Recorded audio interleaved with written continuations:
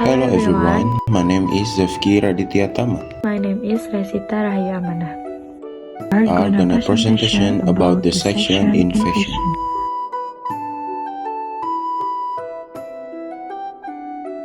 What is the section infection?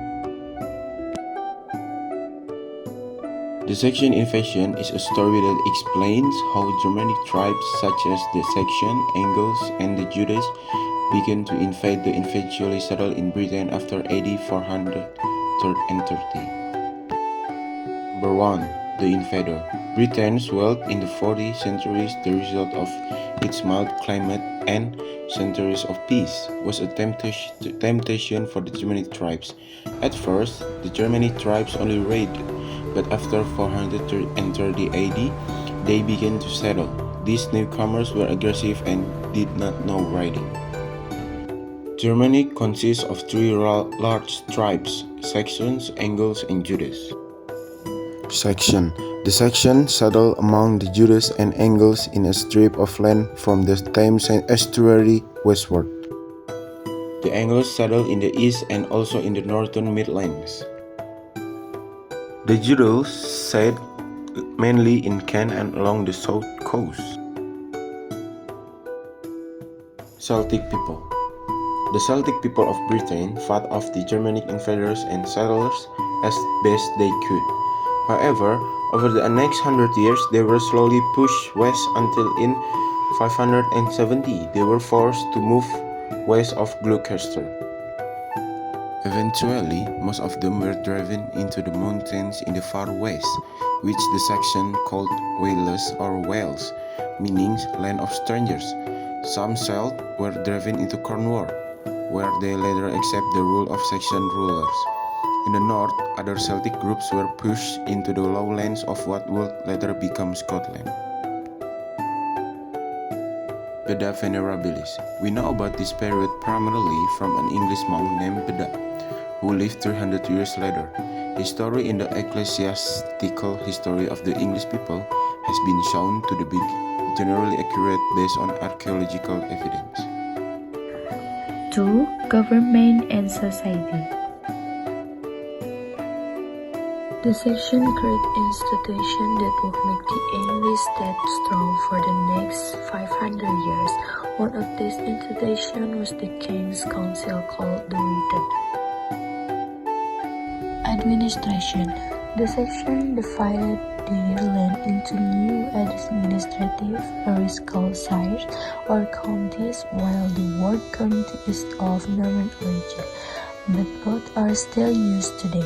Each shire was ruled by a shire reeve, the local royal administrator, whose name was later shortened to sheriff.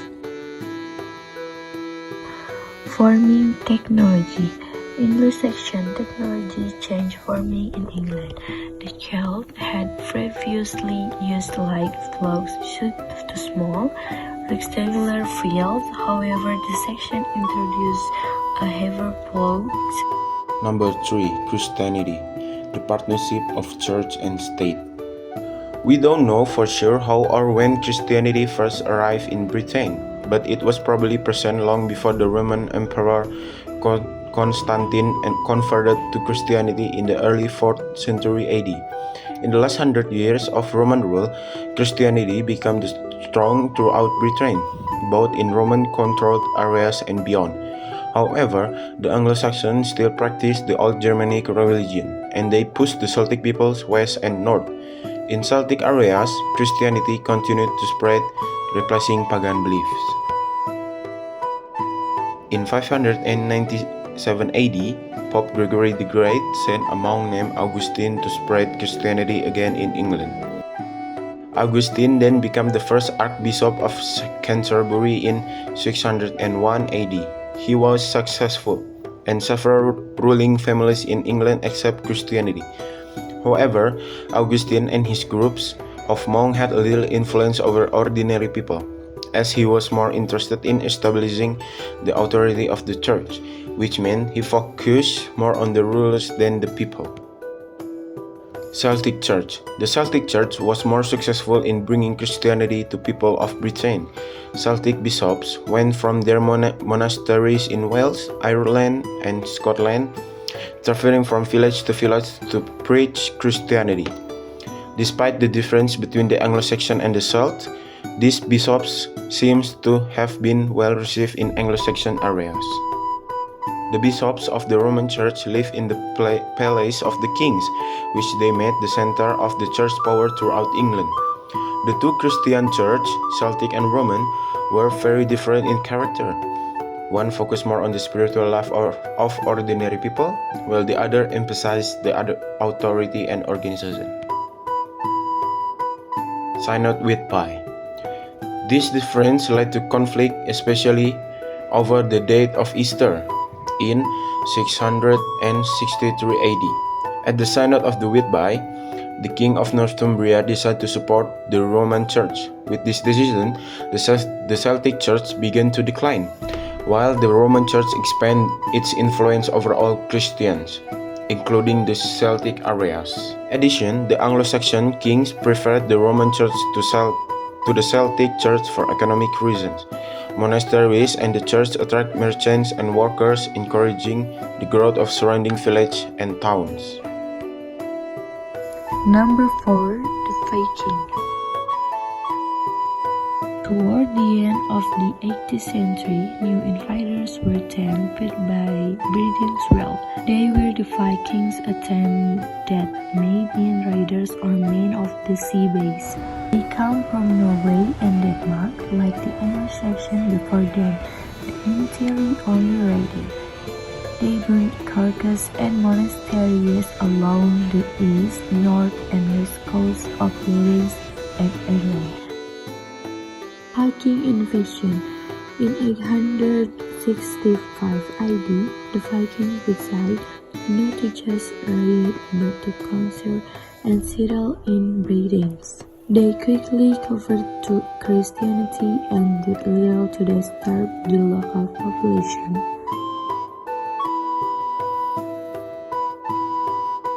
By 875 AD, only King Alfred in the western region of Wessex was still holding out against the Vikings, who had taken over most of England. After severing several major defeats, Alfred finally won a major battle in 878 AD, and 8 years later he managed to retake London. Burgs. During the struggle against the Danes, Alfred built fortified settlements called burgs to keep them out. These fortified towns grew into prosperous trading centers. The word burg is still used as many place names today and is a term for a city government unit in England. Number 5. Who should be king? Ethelred the Unready. The Anglo-Saxon king of the time, Ethelred, decided to pay off the Vikings to keep them from attacking. To raise this money, he imposed a special tax on his subjects called the Danegold or Danish money. This was beginning of regular tax system where the government collected money from the people to fund a military force. Edward the Converser. Edward, known as Edward the Converser, was more interested in the courage than in government. During his reign, courage building increased rapidly, and by his death, almost every village in England had a church. The typical English village pattern with the manor house and church as the center of village life dates from this period. Edward also began the construction of a new grand church built for a king at Westminster, outside London. The church became known as Westminster Abbey. However, although Edward was an Anglo-Saxon king, the church was actually a Norman building. This was because Edward had spent most of his life in Normandy, and his mother was the daughter of the Norman duke. Harold Godwinson. When Edward died, the Royal Council Witan elected Harold Godwinson as King of England. Harold had shown his bravery in battle and his strong leadership. Although he was not a direct descendant of the previous king, he was considered the best choice to defend England. In September 1066, a Viking army under Harold Hardrada landed in northern England. Harold Godwinson acted quickly and met them at the Battle of Stamford Bridge. He defeated the Vikings and killed Harold Hardrada. However, shortly after the victory, Harold heard that William and his Norman army had landed in southern England. With his army exhausted from fighting the Vikings, Harold quickly marched south to conquer William. The two armies met on 15 October 1066 at the Battle of Hastings, one of the most famous battles in English history. In this battle, Harold was killed, supposedly by an arrow through his arm, and the English Saxon army was defeated by William. After this victory, William of Normandy became King of England, later known as William the Conqueror. Norman conquest marked the end of Anglo-Saxon rule and the beginning of a new era in English history. This is the presentation that we can deliver. Hopefully, what has been presented is useful and can increase our insight. Thank you for your attention and opportunity.